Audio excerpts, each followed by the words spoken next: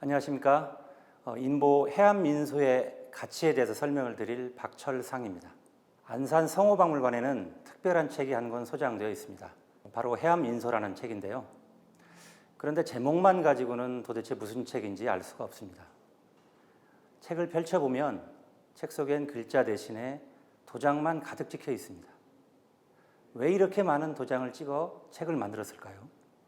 현대사회에서 도장은 개인이나 기관의 이름을 새겨 찍도록 만든 물건인데 문서에 이것을 찍어서 그 책임과 권위를 증명하죠. 우리 일상에서는 은행에서 예금 통장을 만들 때 또는 회사에서는 서류에 결제를 할 때 주로 사용하죠. 그 밖에도 본인의 법적 행위를 증명하기 위해서도 사용을 하는 경우가 많습니다. 우리가 도장을 일상에서 사용하기 시작한 것은 구한말 때부터였습니다. 은행이 생겨나고 일본식 결제 문화가 들어오고 법적 행위에 인감 도장이 사용되면서 도장은 우리 일상에서 중요한 부분이 되었습니다. 따라서 지금의 도장 문화는 일제의 잔재라고 해도 틀린 말이 아닙니다. 하지만 조선시대엔 도장의 용도가 달랐습니다.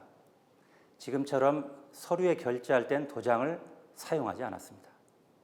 법적 행위를 할 때도 도장을 사용하지는 않았습니다. 도장 대신에 서명을 했죠. 또 도장보다는 인장, 도서 이런 용어들을 더 많이 사용했습니다. 그렇다면 조선시대엔 누가 왜 도장을 사용했을까요? 조선시대의 인장을 주로 사용한 사람들은 문인들이었습니다.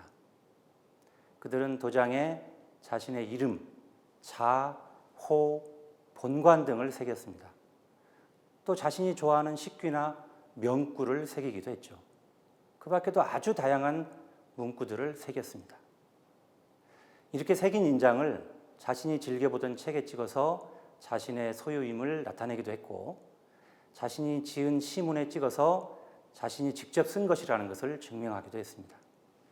특히 조선시대 개인들이 사용하던 도장은 전문 장인이 새기기도 했지만 문인들이 직접 도장을 새겨 사용하는 경우도 많았습니다.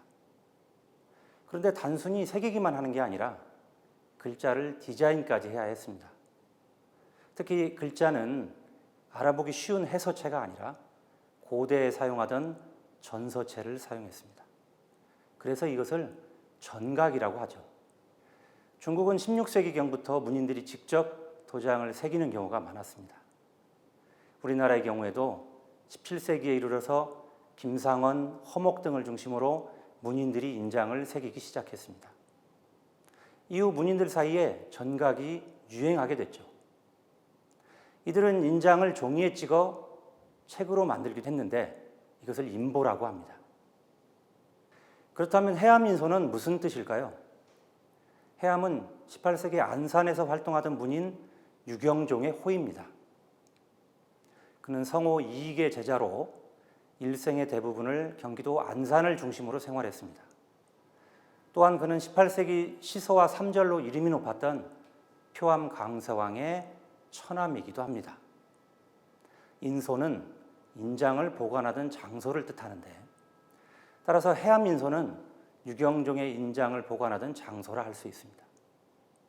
그래서 해암 유경종이 가지고 있던 인장을 찍어 만든 인보의 명칭을 해암인소라 한 것이죠. 해암인소에는 강세왕이 처남 유경종에게 새겨준 226방의 인장이 실려 있습니다. 그러나 해암인소는 유경종이 만든 게 아니라 그의 조카인 유신이 1790년경에 만든 것입니다. 그렇다면 해암인소는 왜 중요할까요? 먼저 예원의 총수로 불리며 전각에도 뛰어났던 강세왕 전각의 진면목을 확인할 수 있다는 점에서 중요합니다. 기존에 알려진 강세왕의 인장은 30방 정도에 불과합니다. 다음으로 인보로서의 가치를 들 수 있습니다. 해암인소는 조선시대에 제작된 인보 중에서 가장 체계적이며 독립된 저서로 인정할 수 있는 몇 안 되는 인보 중에서도 가장 이른 시기의 것입니다. 마지막으로 조선 후기 전각의 한 흐름을 확인할 수 있다는 점에서도 중요합니다. 조선 후기 전각의 흐름은 김상헌과 허목의 두 갈래로 살펴볼 수 있습니다.